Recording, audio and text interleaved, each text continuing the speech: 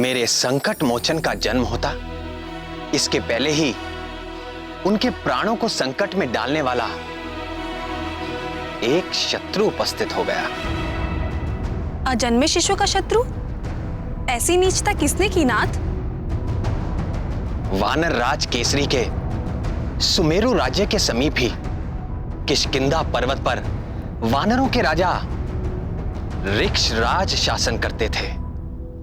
किशोर आयु के उनके दो बड़े पराक्रमी पुत्र थे, बाली और सुग्रीव।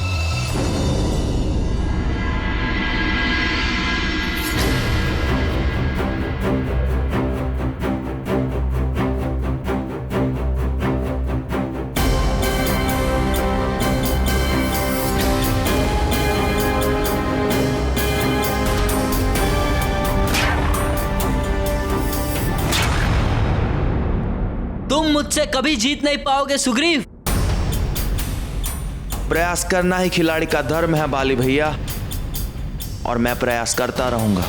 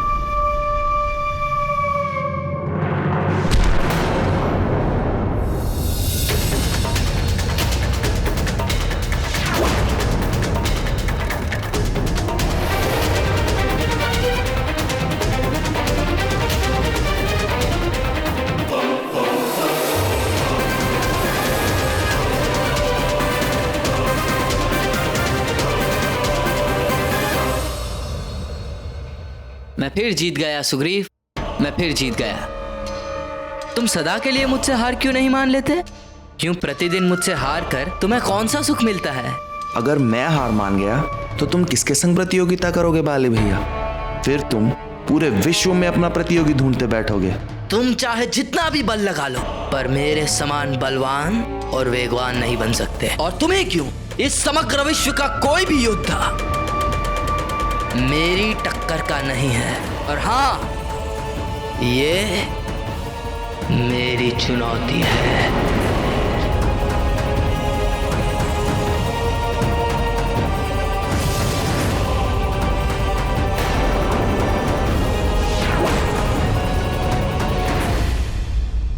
तो एक और चुनौती के लिए तैयार हो? तैयार हूं बाली भैया।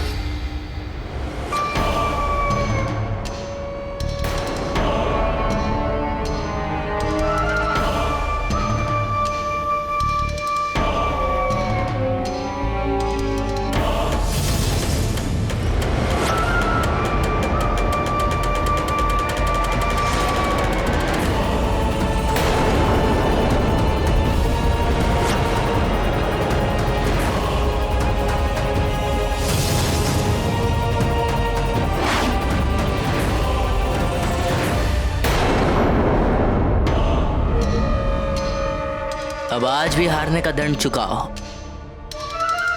जाओ, मेरे लिए केले लेके आओ। अभी लाता हूं भैया।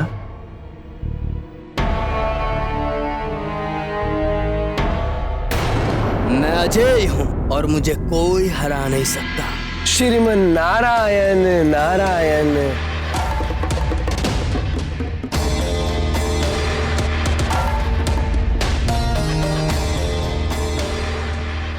प्रणाम मुनिवर। मैं अजय हूं, ये मेरा अहंकार नहीं सत्य है।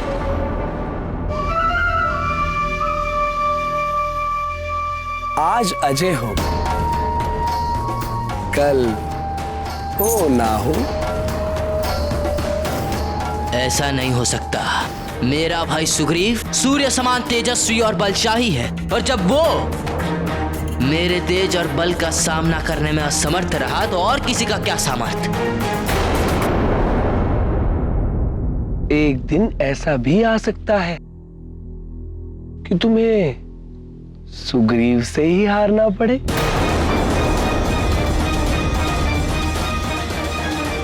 इसलिए कहता हूं कि अपने बल का अहंकार ना करो।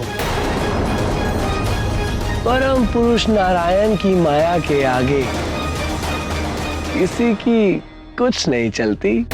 हे मुनिवर, क्या सचमुच ऐसा हो सकता है? हो सकता नहीं, ऐसा ही होगा।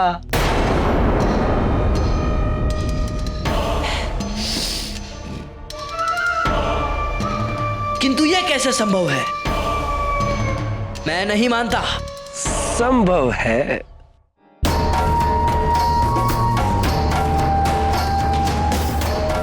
जब सुग्रीव को इस धरती के सबसे शक्तिशाली योद्धा का सहयोग मिलेगा तो तुम्हारी हार होकर रहेगी। सबसे शक्तिशाली योद्धा वो तो मैं हूं। ये तो तुम्हारा भ्रम है बाली। तुमसे भी शक्तिशाली योद्धा शीघ्र ही जन्म लेने वाला है। उसके बल के आगे तुम जैसे प्राणियों का ही नहीं, देवताओं का बल भी फीका पड़ जाने वाला है। इसलिए सर्वश्रेष्ठ योद्धा होने का घमंड छोड़ दो वत्स। किंतु वो है कौन? सुमेरु के शासक वानर राज केसरी का होने वाला पुत्र।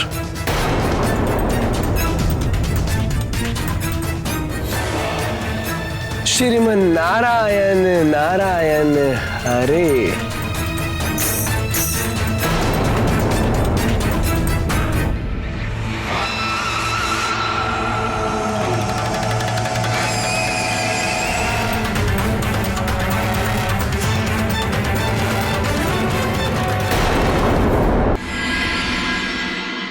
देवर्षि नारद जी की शिक्षा से उल्टे बाली के मन में शत्रुता का ऐसा बीज पड़ा जो बिना किसी विलंब के अंकुरित होकर कुकृत्य रूपी फल देने वाला पाप वृक्ष बन गया।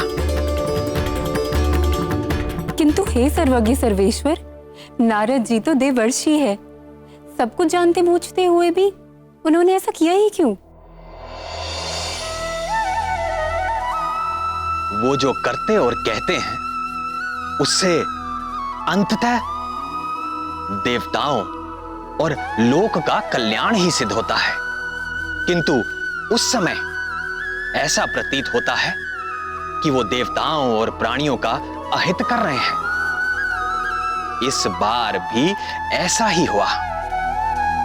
मुनिवर नारद की शिक्षा के तत्काल परिणाम से बाली ईर्ष्या और द्वेष की ज्वाला से जलने लगा। मैं इस धरती का सबसे शक्तिशाली योद्धा हूं और रहूंगा, चाहे इसके लिए मुझे किसी अजन्मे शिशु की हत्या भी क्यों ना करनी पड़े।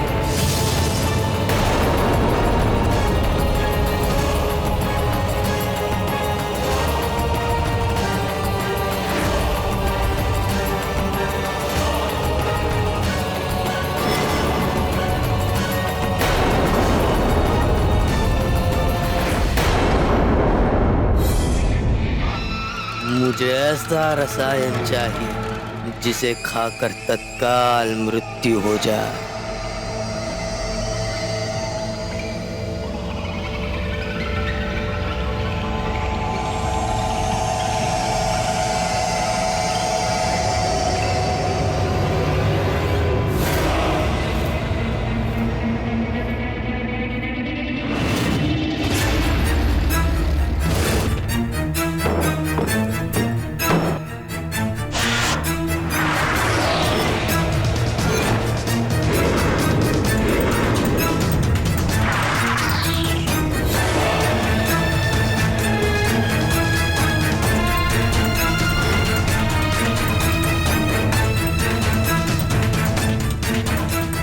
देखिए युवराज, इस डिबिया में मैंने स्वर्ण, रजत, लौह और पारा पंच धातुओं की भस्म को मिलाया है और इसके अतिरिक्त मैंने इसमें विषैली लूता अर्थात जंगली मकड़ी के विष को भी मिलाया है। अब ये विष ऐसा तैयार हो गया है जो तत्काल मृत्यु को देने वाला है और इसका लक्षण भी ऐसा होगा कि अच्छे से अच्छा वैद्य भी ठीक ठीक निर्णय नहीं ले पाएगा कि इस विष की प्रकृति क्या है। उपचार तो दूर की बात है युवराज।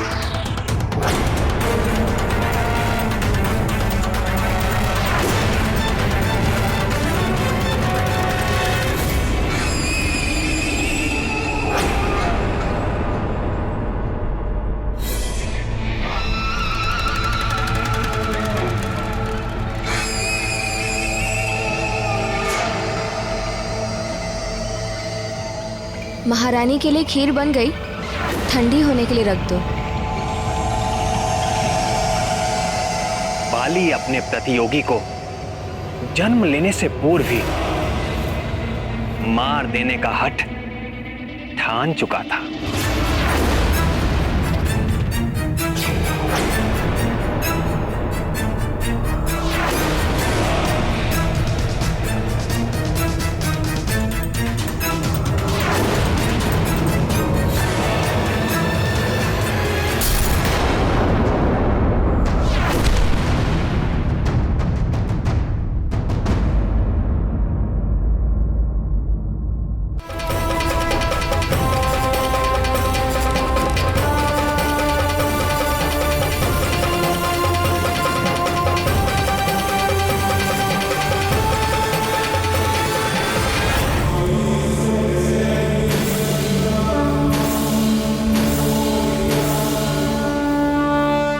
एक बार असफल होने पर भी उसने हार ना मानी और दूसरे दिन भोर में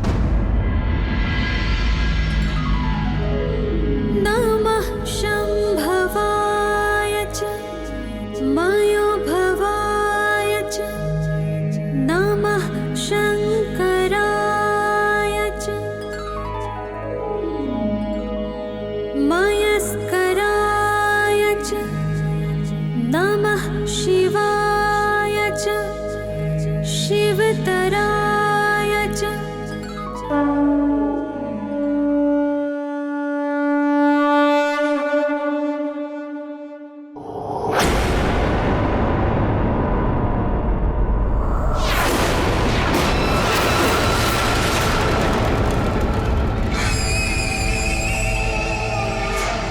पुरोहित जी कहाँ चले गए आज?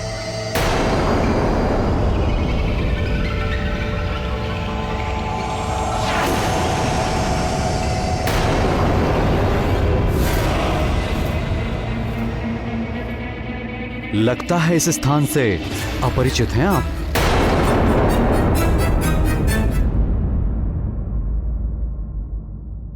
भूल तो हुई है।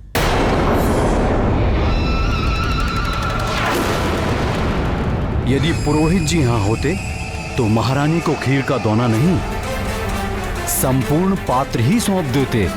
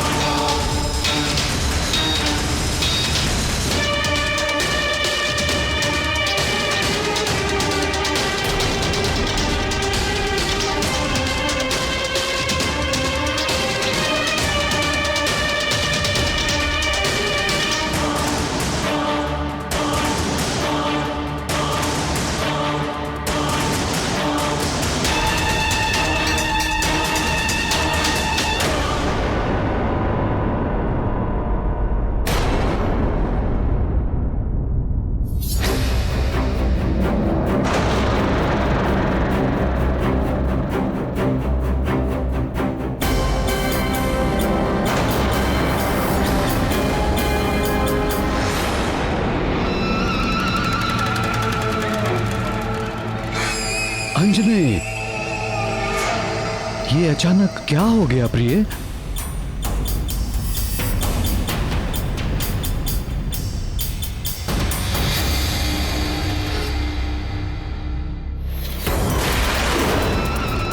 स्थिति सामान्य नहीं है राजन। महारानी को तत्काल उपचार की आवश्यकता है। हमें तुरंत ही नगर की ओर लौटना चाहिए।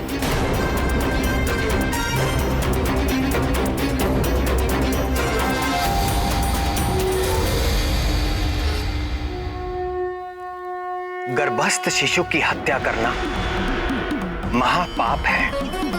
ये दीर्घ काल तक नरक की यातना का भागी बनाता है। दुष्ट बाली हनुमान लला की हत्या को अपनी ओर से सुनिश्चित कर चुका था। महाराज, महारानी जी को विष दिया गया है।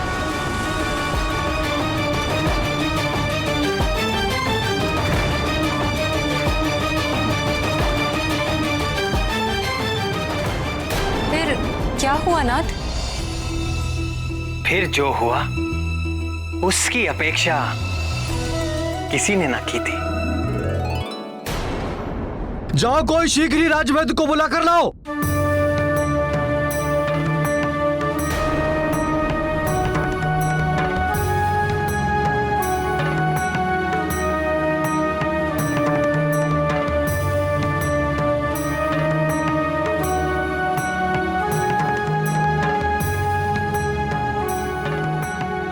राजन, कोई भी उपचार काम नहीं कर रहा। न जाने क्या होने वाला है। क्या होने वाला है? कुछ नहीं होने वाला है। कुछ नहीं हो सकता मेरी अंजना और मेरे पुत्र को। तुम खड़े खड़े देख क्या रही हो? चवर डुलाओ महारानी को।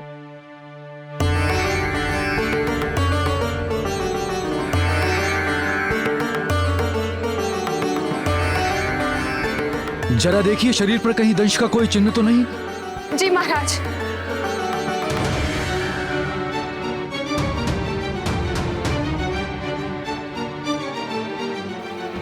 नहीं महाराज, कोई भी चिन्ह नहीं है। अर्थात ये किसी सर्ववृश्चिक या लूता का विष नहीं है।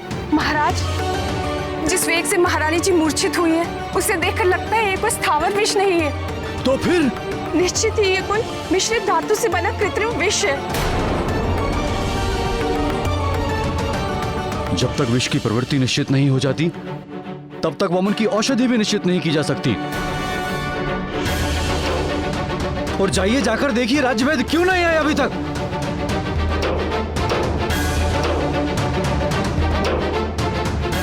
अब क्या करे राजन?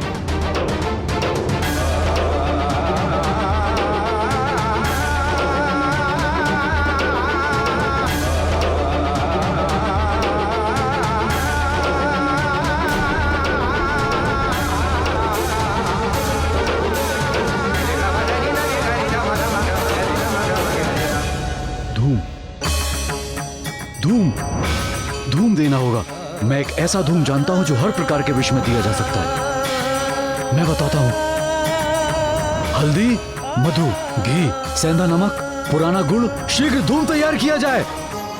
महाराज, यदि इस धूम से भी कुछ लाभ ना हुआ तो हमें बलपूर्वक महारानी जी को वमन कराना होगा। मैं जाकर औषधियों का प्रबंध करके आती हूँ। जाओ, शीघ्रता करो। जी महाराज।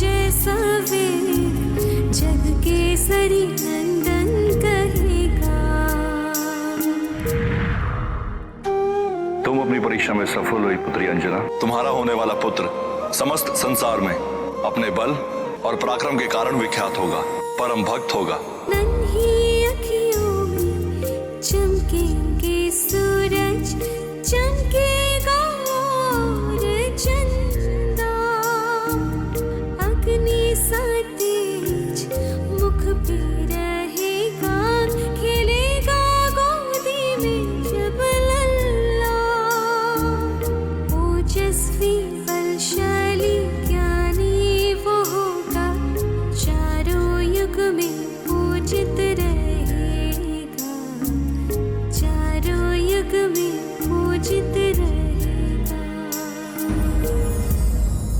अंजने, आंखें खोलो अंजने, तुम शीघ्र ही स्वस्थ हो जाओगी प्रिय।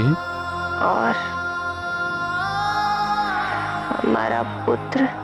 उसे भी कुछ नहीं होने दूंगा मैं। तुम मुझे सुन तो पा रही हो ना अंजने? आंखें खोलो अंजने।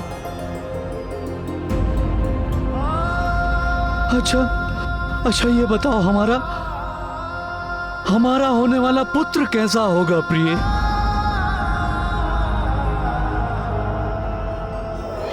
तब पुत्रो जितेंद्रियो भविष्यति। मेरा पुत्र सब इंद्रियों को जीतने वाला होगा। राक्षसी आचरण मिटाने वाला होगा मेरा पुत्र।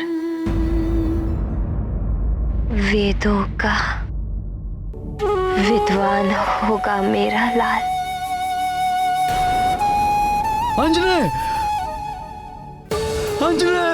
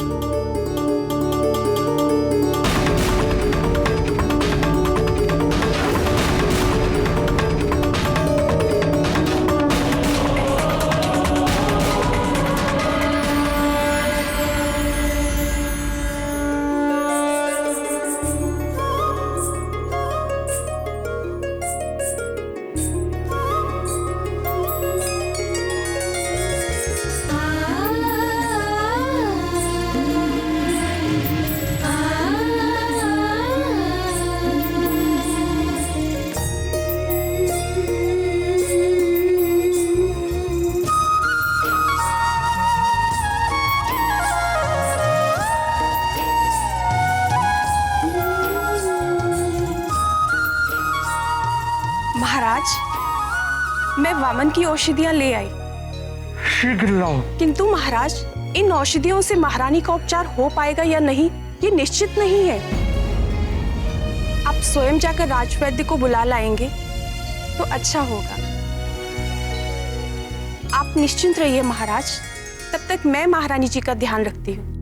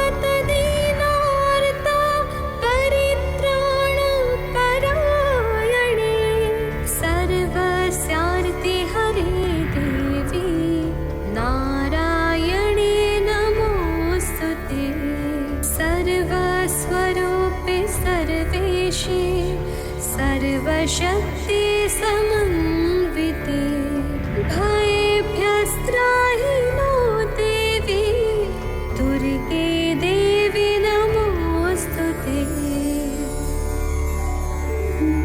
रोगानशेषानपहंसि तुष्टा दृष्टा तु कामान् सकलानभीष्टान् त्वामाश्रितानां न विपन्नराणां त्वामाश्रिता ह्याश्रयतान् प्रयान्ति।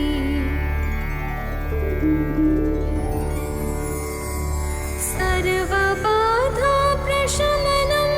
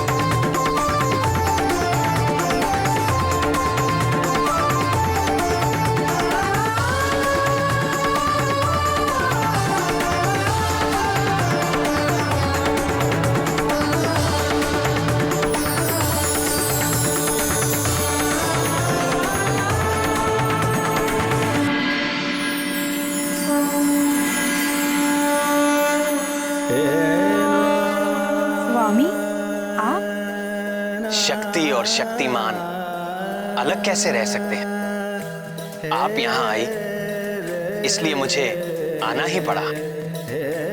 जगत प्रसिद्ध है कि सारे जीव आपकी सेवा करते हैं और आप अपने समस्त ऐश्वर्य से केवल मेरी सेवा करती हैं। किंतु आज तो आपने एक परिचारिका की भांति सेवा करते हुए सारी रात बिता दी। ये क्या रहस्य है देवी? आपके लिए क्या रहस्य है जगदीश्वर? अंजना और उसके अजन्मे पुत्र की रक्षा करना तो मेरा परम धर्म है।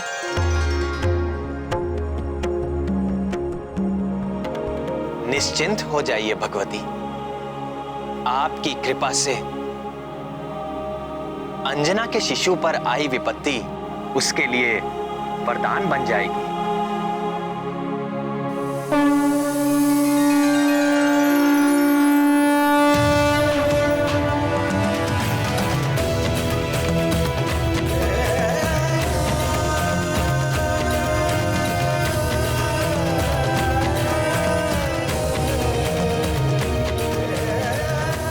और आगे भी आने वाली बाधाएं आपके आशीर्वाद से आपके प्रिय आंजने के लिए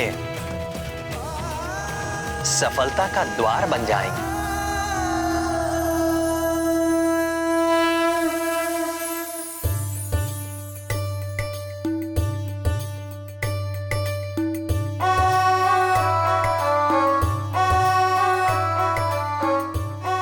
दीदी, आपने ऐसा क्यों कहा? अंजना और उसके पुत्र की रक्षा करना आपका परम धर्म है।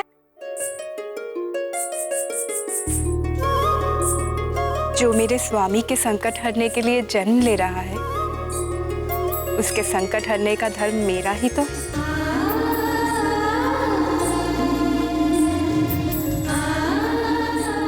उस रात सुमेरु पर्वत पर अंजना की परिचर्या करते हुए मैं अपने स्वामी की ही सेवा कर रही थी। और पद्महस्ता देवी लक्ष्मी की इस कृपा के उपरांत वो शुभ घड़ी निकट आ पहुंची जिसके लिए समस्त देवता प्रतीक्षा कर रहे थे।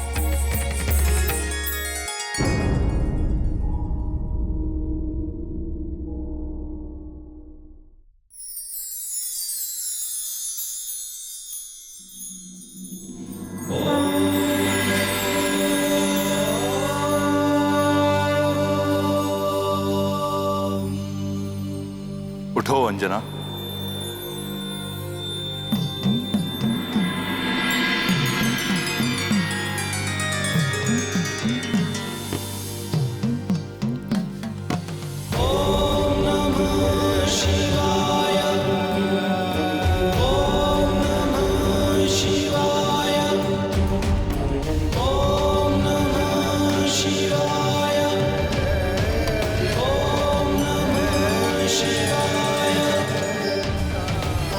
प्रभु, महादेव। चकित ना हो अंजना, ये तुम्हारा ही पुत्र है।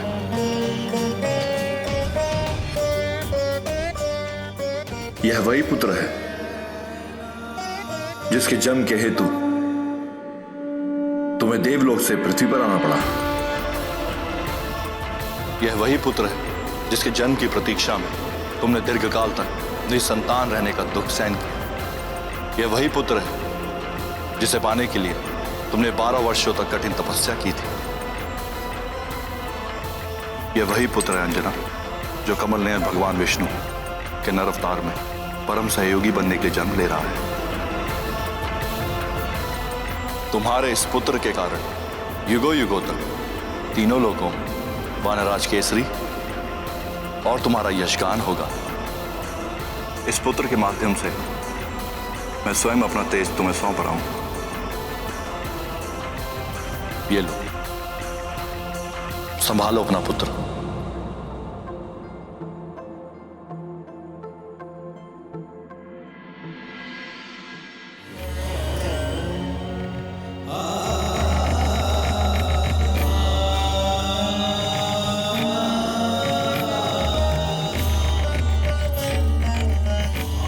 यशस्वी भव।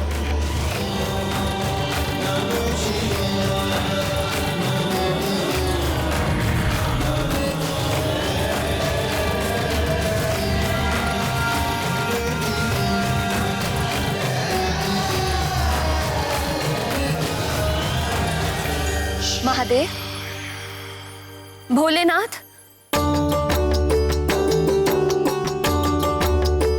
क्या हुआ अंजनी? तुम ठीक तो हो? महादेव आए थे, मेरी गोद में दिया उसे, स्वयं अपने हाथों से। किसे? हमारे पुत्र को। इसका अर्थ जो स्वप्न हमने साथ मिलकर देखा था वो सत्य होने वाला है प्रिय। हमारे पुत्र के जन्म की शुभ घड़ी आ गई है।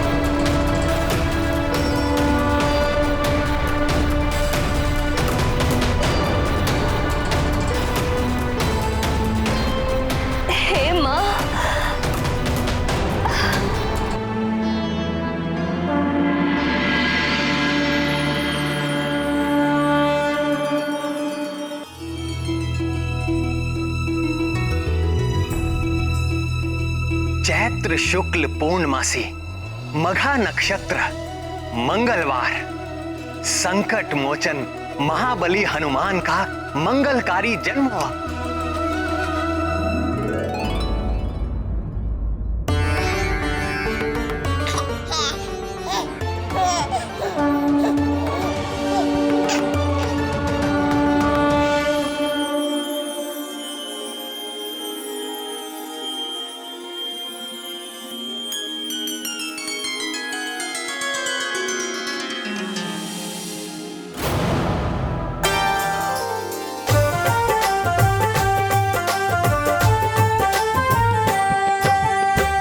हनुमान ज्ञान गुण सागर, जय कपीस तिहु लोक उजागर। राम दूत अतुलित बल धामा, अंजनी पुत्र पवन सुत नामा। महावीर विक्रम बजरंगी, कुमति निवार सुमति के संगी। कंचन वरन विराज सुवेसा, कानन कुंडल कुंचित केसा। हाथ वज्र और ध्वजा बिराजे, कांधे मूंज जनेऊ साजे। शंकर सुवन केसरी नंदन, तेज प्रताप महाजगवंदन।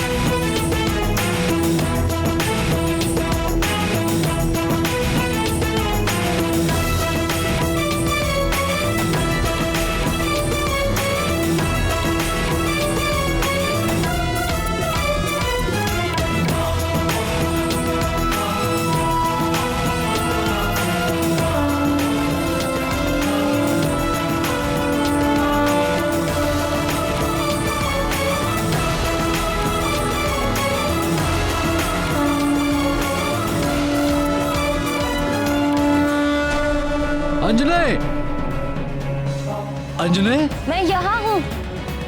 तुम ठीक तो हो ना अंजने? ये कैसा अंजने? मुझे कुछ नहीं हुआ।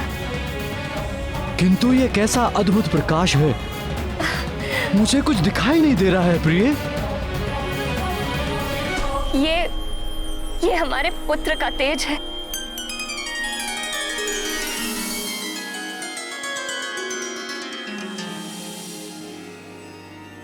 हे भोलेनाथ, हे महादेव, हे भक्त वत्सल त्रिनेत्रधारी, हमारा पुत्र आपके ही तेज से जन्मा है और इसका प्रमाण हमें मिल चुका है। किंतु यदि हमारा लाल इस परम तेजस्वी अवस्था में निरंतर रहेगा तो हम इसकी लीलाओं का सुख पाना तो दूर, इसे देख भी नहीं पाएंगे।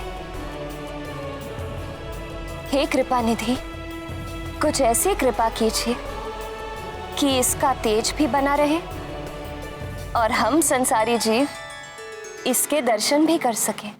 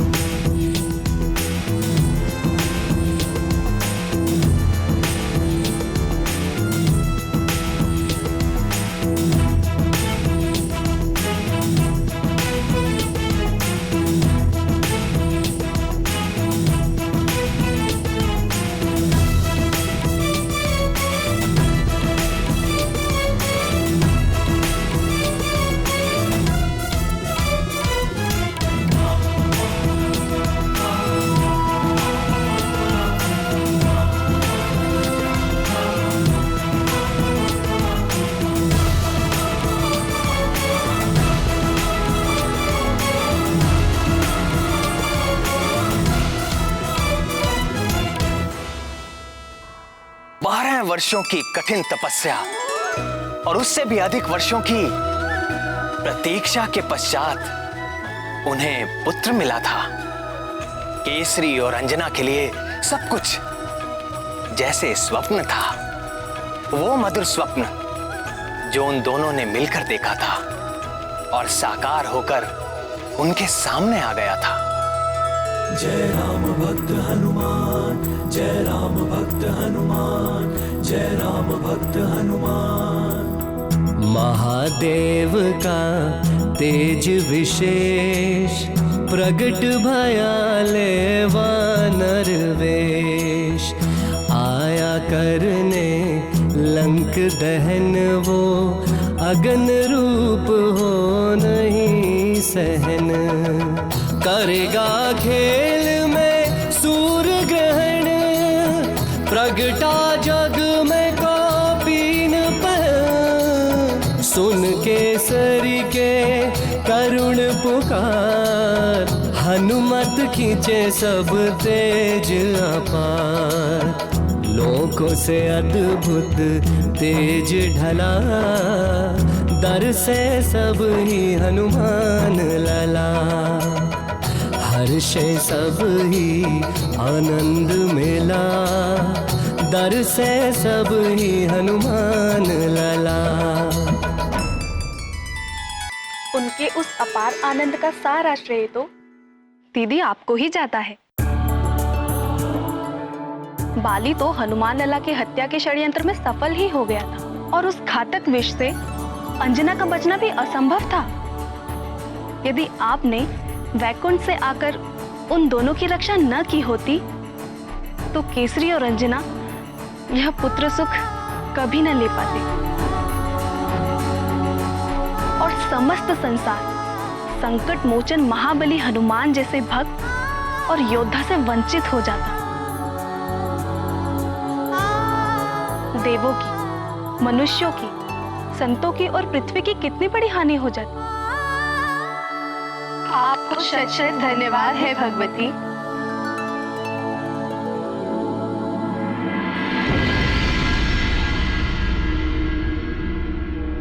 मेरा पुत्र, मेरा अपना पुत्र, हमारा पुत्र,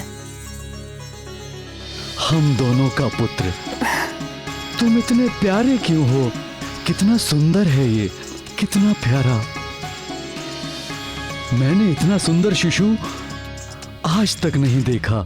सभी माता पिता को ऐसा ही लगता है। नहीं नहीं, सच अंजनी, देखो इसमें कुछ विशिष्ट बात है। कितना अद्भुत है ये, कितना सुंदर, कितना प्यारा। क्या तुमने कभी देखा है इतना सुंदर शिशु? नहीं देखा। तुम बहुत ही असाधारण हो, किंतु मैं ऐसे किसे किसे कहकर क्यों पुकार रहा हूं? हमें अपने पुत्र को कोई नाम देना चाहिए। किंतु परंपरा के अनुसार नाम तो नामकरण के समय ही रखा जाएगा। हाँ, किंतु नामकरण के पूर्व एक गुप्त नाम रखने की भी जो परंपरा है। तो क्या नाम रखें इसका? मैं बताऊं उनका क्या नाम रखा गया होगा? महातेजा, क्योंकि जन्म लेते ही उनके शरीर से निकला वो दिव्य तेज तीनों लोकों में फैल गया था। नहीं नहीं, उनका नाम रहा होगा महोदर, क्योंकि हनुमान के गर्भ में आते ही अंजना की भूख और भी अधिक बढ़ गई थी। मेरे विचार से तो ये दोनों ही नाम नहीं हो सकते थे। क्यों नहीं हो सकते? क्योंकि सब कुछ संभव हुआ महादेव के आशीर्वाद के कारण। फिर तो निश्चित ही हनुमान लाला का नाम शिवदत्त रखा गया होगा, या फिर रुद्रांश। वायुदेव के नाम पर भी तो उनका नाम हो सकता है, जैसे कि पवन पुत्र। नहीं नहीं, प्रथम नाम होगा, वो भी गुप्त नाम।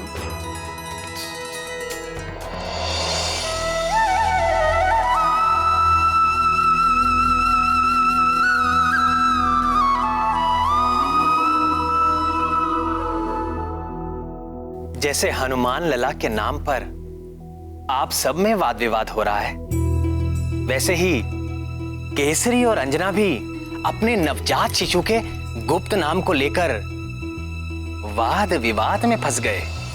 अपने लंबे वैवाहिक जीवन में प्रथम बार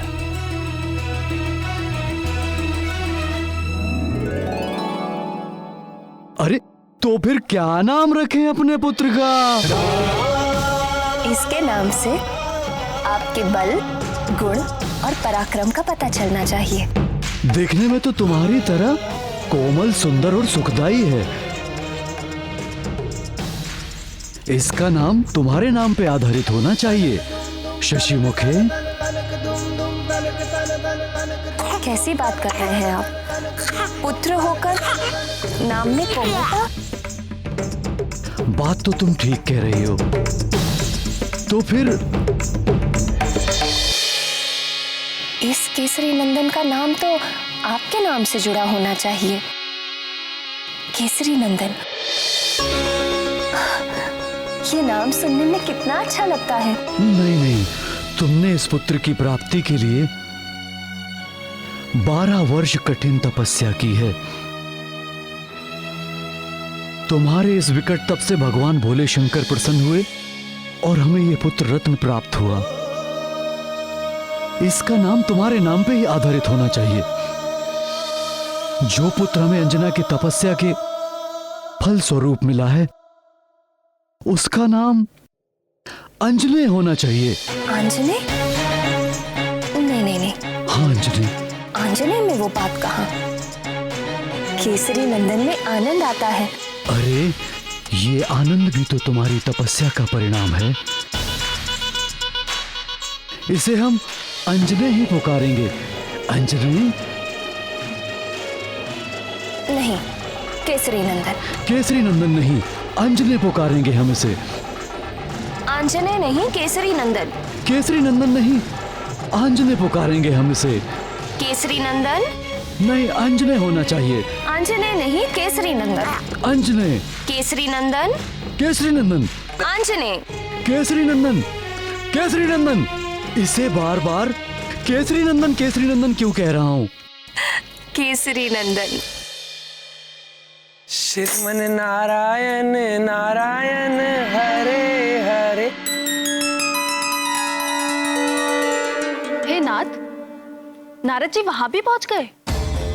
और ये तो दुष्ट बाली को अजन्मे हनुमान लाला के प्राण लेने के लिए जाया था। केसरी और अंजना के पास जाने के पीछे देवर्षि का क्या उद्देश्य था प्राणवल्लभ?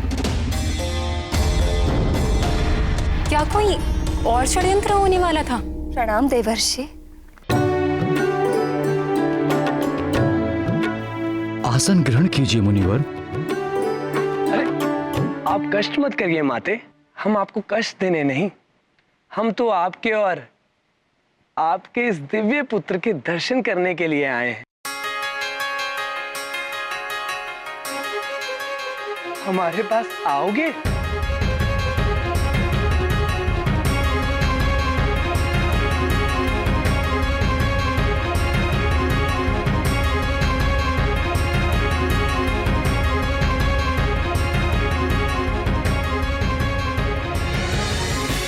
काल कर्म गुण दोष सुभाऊ, कछु दुख तुम्ही व्याप ही काऊ।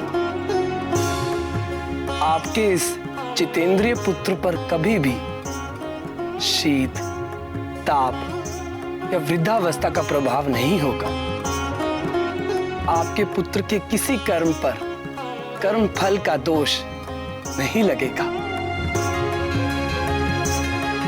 प्रकृति के निरंतर बदलने वाले जो 3 गुण हैं, सत्व, रजस और तमस, उनके कारण समस्त जीव सुख, दुख और मोह के सागर में डूबते उतराते रहते हैं। किंतु तुम्हारा यह पुत्र सदैव आनंद में मग्न रहेगा और कभी भी दुख से पीड़ित नहीं होगा, मोह से बुद्धिहीन नहीं होगा।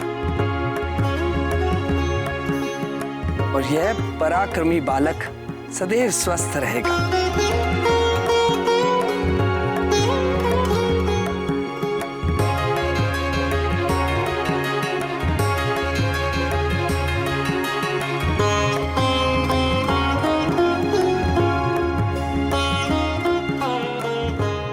सर्व माया विभंजक, अर्थात सारी मायाओं को तोड़ने वाला।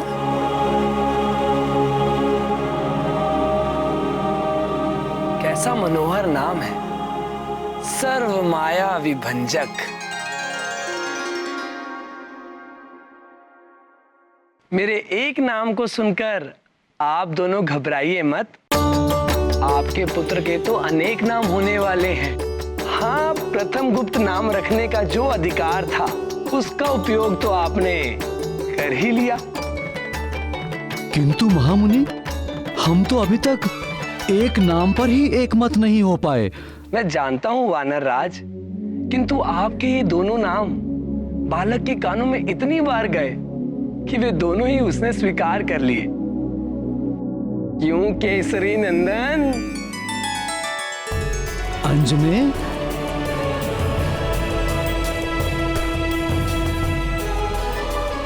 समस्या केवल एक है, आपके ये दोनों नाम गुप्त नहीं रहे।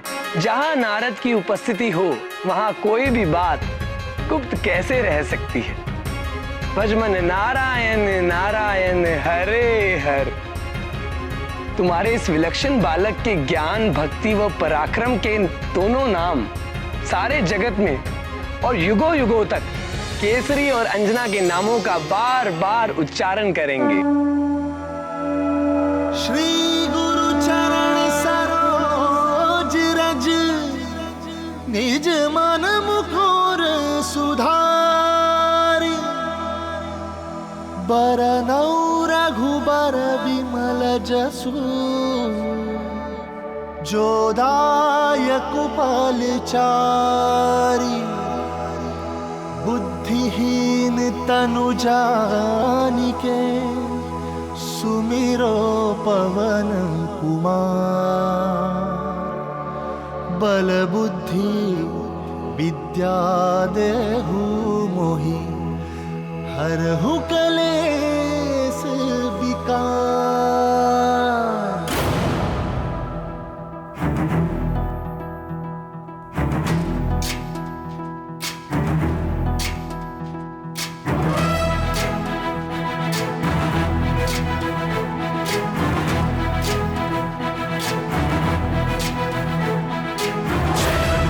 ज्ञान गुण सागर, जय कपीस तिहु लोक उजागर।